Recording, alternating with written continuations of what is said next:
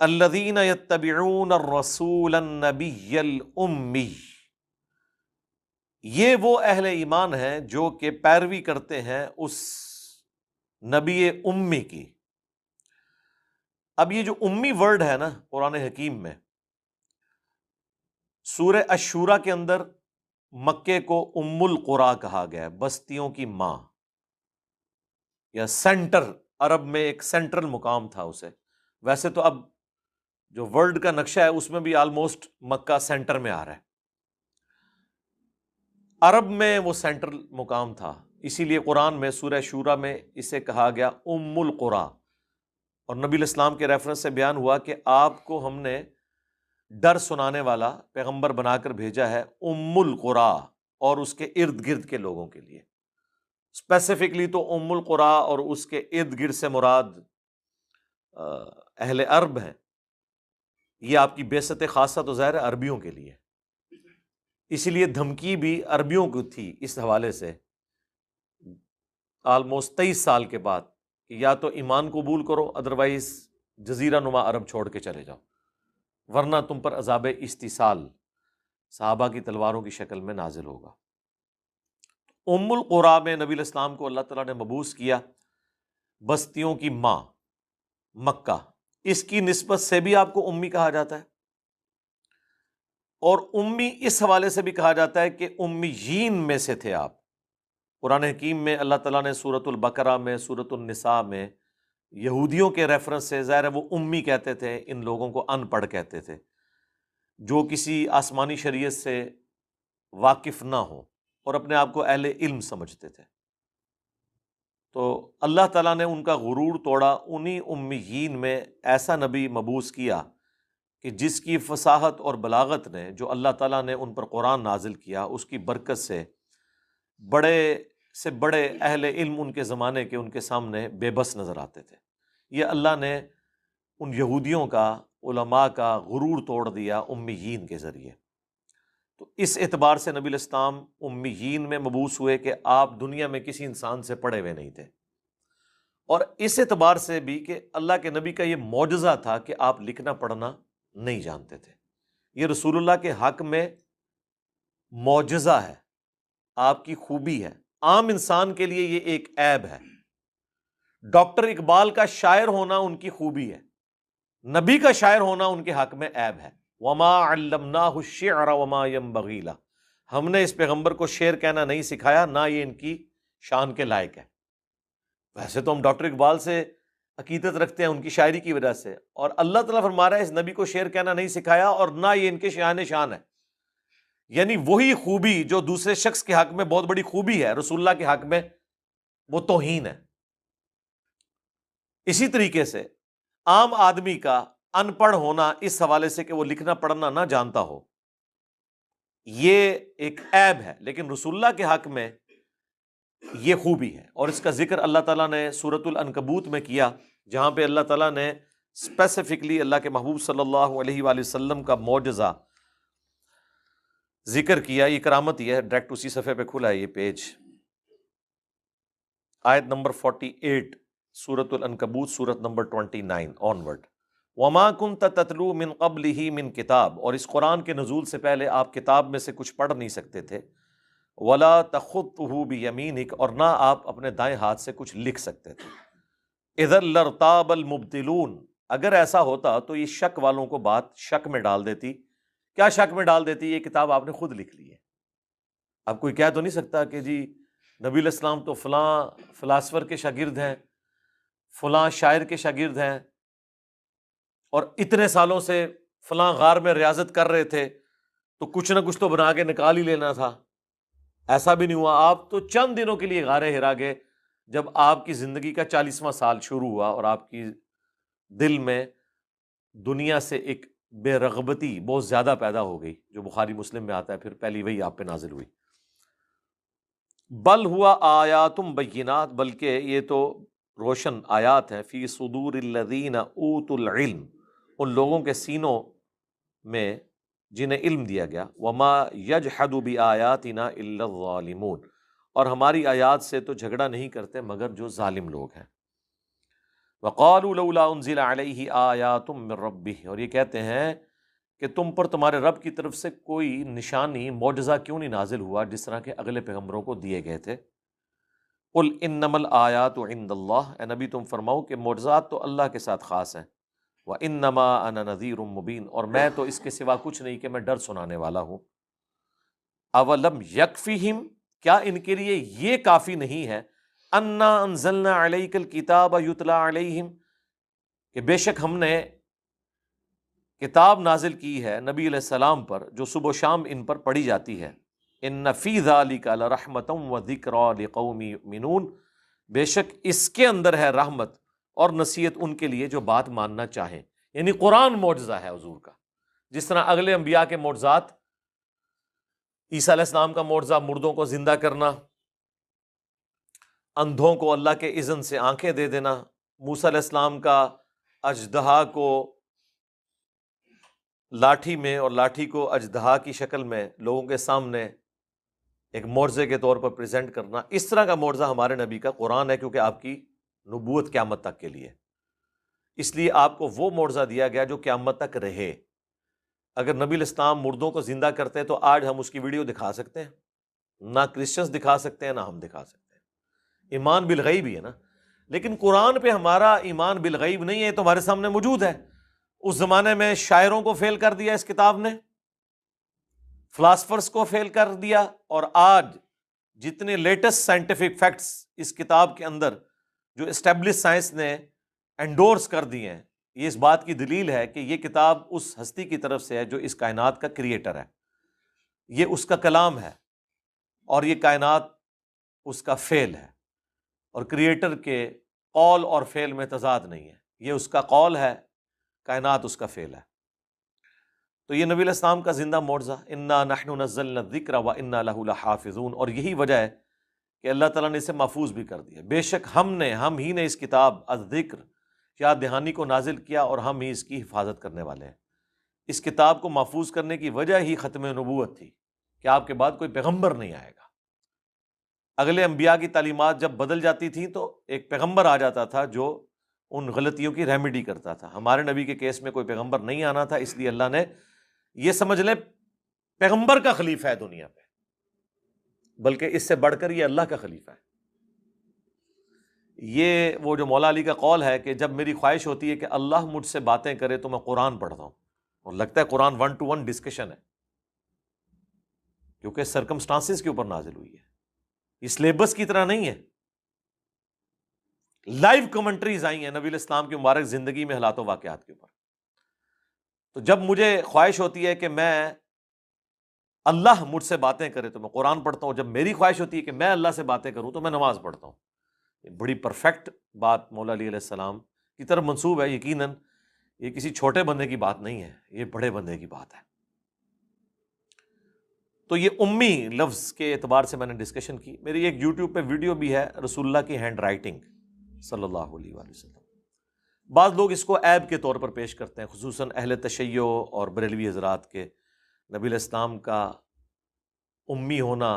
آپ جو کہتے ہیں ان پڑھ جو کہہ رہا ہوتا ہے اس سے مراد جاہل نہیں کہہ رہا ہوتا، ان پڑھ سے مراد وہ یہ کہہ رہا ہوتا ہے کہ دنیا میں کسی سے نہیں پڑھے ہوئے، اور یہ ان کے لیے معجزہ ہے، نمبر 1۔ نمبر 2، نبی علیہ السلام کو اللہ نے پڑھایا ہے۔ الرحمن علم القرآن، خلق الانسان علمہ البیان، اس رحمان جس نے بولنے کی صفت دی ہے انسانوں کو، اسی نے قرآن کا علم بھی رسول اللہ کو دیا اور سکھایا۔ اس اعتبار سے امی اور ان پڑھ کہا جاتا ہے کہ دنیا میں کسی سے نہیں پڑھے ہوئے۔ دوسرا، ان پڑھ اس اعتبار سے کہا جاتا ہے کہ آپ کے حق میں اس طرح کا لکھنا پڑھنا توہین ہے۔ وہ میں نے قرآن کی آیات پیش کر دی سورۃ العنکبوت کی۔ اب بھی کسی کا وہم ہے تو وہ اپنے دماغ کا علاج کروائے اگر اسے توہین سمجھتا ہے۔ نبی علیہ السلام جو وحی کو انڈورس کرتے تھے، وہ لکھی ہوئی وحی پڑھ کے نہیں کرتے تھے، بلکہ آپ وحی لکھواتے تھے، اور آپ کے قابل اعتماد لوگ وہ وحی لکھتے تھے، پھر آپ کہتے تھے مجھے سناؤ۔ حضور کو تو کریم تھا قرآن۔ سورہ القیامہ میں آیا کہ اس قرآن کو یاد کروانا، آپ کے سینے میں جمع کرنا، اور اس کی تشریح بھی اس کا بیان بھی ہمارے ذمہ ہے. تو نبی علیہ السلام اپنی کریمنگ اور یاداشت سے کہتے تھے کہ یہ یوں نہیں، یہ یوں ہے، اس کو فلاں جگہ رکھ دو. اور پھر بخاری میں یہاں تک ہے کہ حضرت جبرائیل علیہ السلام جتنا قرآن نازل ہوا ہوتا تھا اس کا آ کے دورہ قرآن حضور کے ساتھ کرتے تھے، رسول اللہ انہیں قرآن سنایا کرتے تھے. قرآن کی ترتیب جو ہے یہ اللہ تعالیٰ کی وحی کے ذریعے، لوح محفوظ میں یہی قرآن اسی ترتیب کے ساتھ ہے، لیکن نازل اس ترتیب کے ساتھ نہیں ہوا. اب جو ترتیب ہے مصحف کی، یہ وہی ترتیب ہے جو بل ہوا قرآن مجید فی لوح محفوظ، لوح محفوظ کے اندر بھی یہی ترتیب ہے. تو نبی علیہ السلام اس طریقے سے پروف ریڈنگ کرتے تھے. باقی صحیح بخاری میں ایک حدیث موجود ہے، اسی پہ میرا وہ کلپ تھا، رسول اللہ کی ہینڈ رائٹنگ، کہ جب وہ محمد رسول اللہ کٹوانے کا سہیل ابن عمر نے کہا کہ ہم آپ کو اللہ کا رسول نہیں مانتے، آپ اس معاہدے میں لکھیں محمد بن عبداللہ کا معاہدہ جو ہے عرب کے لوگوں کے ساتھ. تو نبی علیہ السلام نے جب حضرت علی سے کہا کہ اسے کاٹ دیں، تو انہوں نے کہا یا رسول اللہ میں تو نہیں کاٹوں گا. احترام میں یہ بات کی کہ میں آپ کا نام کیوں کاٹوں. تو اس میں الفاظ ہیں، نبی علیہ السلام نے کہا کہ یہ تحریر مجھے دو، مجھے بتاؤ کہاں لکھا ہوا ہے. جب انہوں نے بتایا یہ لکھا ہے، تو نبی علیہ السلام نے اپنے مبارک ہاتھوں سے اس پہ لکیر پھیری اور آپ نے اپنے ہاتھوں سے لکھا محمد بن عبداللہ.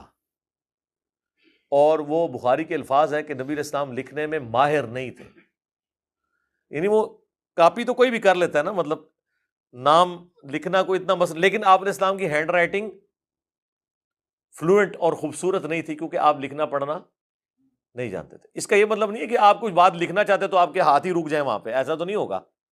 یعنی اگر آپ کوشش کریں تو کوئی چیز لکھی ہوئی ہے تو اس کو کاپی تو آپ کر سکتے ہیں نا، لیکن اگر آپ کو لکھنا پڑھنا نہ آتا ہو دنیاوی اعتبار سے، تو پھر آپ کی ہینڈ رائٹنگ واضح نہیں ہوگی. تو وہ نبی علیہ السلام نے خود اس کو لکھا. اس میں میں نے کہا تھا کہ یہ نبی علیہ السلام کے حق میں جو لوگ عیب کے طور پہ سے بیان کرتے ہیں وہ شرم کریں. اس میں بھی موجود ہے کہ آپ ماہر نہیں تھے لکھنے میں. تو یہ اللہ تعالیٰ کی طرف سے ایک معجزہ تھا کہ اللہ تعالیٰ نے اللہ کے محبوب صلی اللہ علیہ وآلہ وسلم کو امی بنا کے بھیجا.